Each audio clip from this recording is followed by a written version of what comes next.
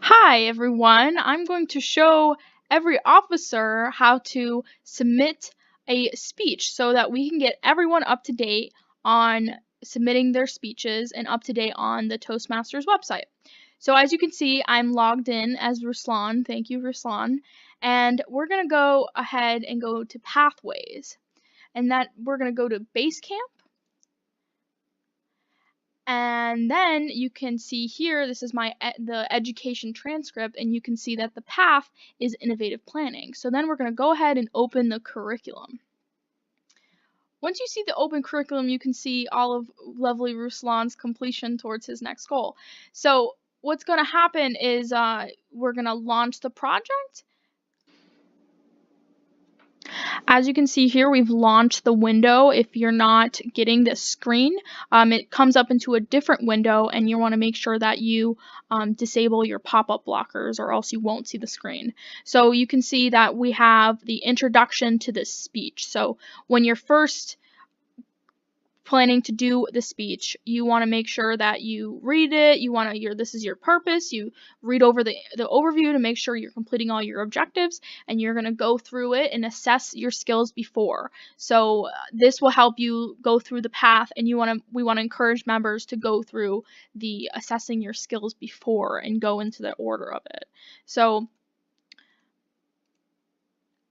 and then again, we're going to do evaluate our competencies, and at the very end of completing a level, they're going to also have a post speech assessment as well as a before speech assessment. So you're going to not only assess yourself before a speech, but you're going to assess yourself after a speech, and that's really what's important for building the competency of your path. So that's what we really need to encourage members to do, is to be on track with it, and keep up with its pathways, because as you can see, it's kind of a tedious process, but it's used to help you get as much experience as you can out of your path.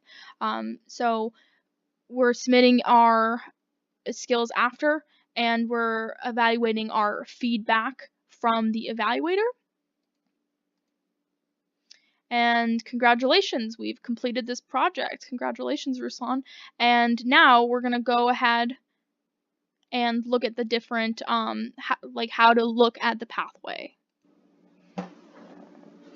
So in the end, I want to kind of give you an overview of how Pathways is on the first site, just so we can clear up confusion, because I can definitely see why there's a lot of confusion here.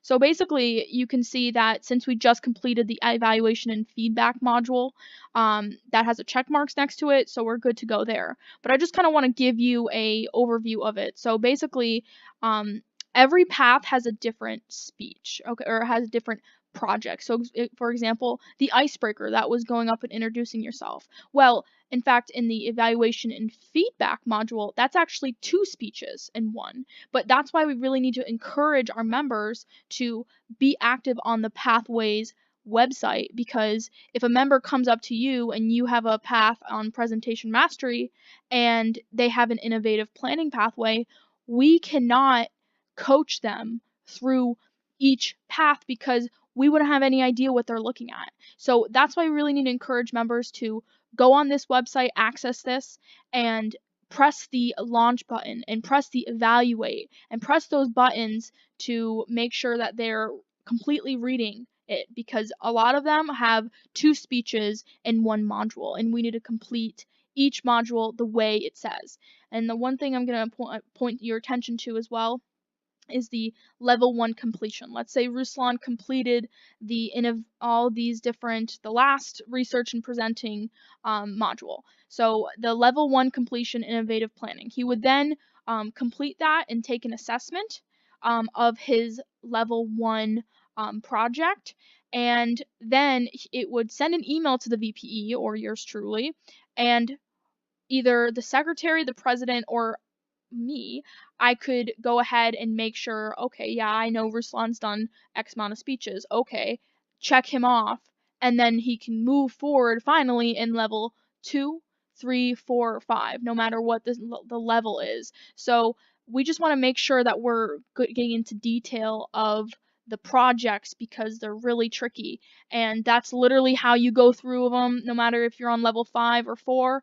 You also have elective projects that you need to read and really go through it. But I think that this video will help us try to concentrate on our members, accessing and actually reading the project details. So I hope this helps.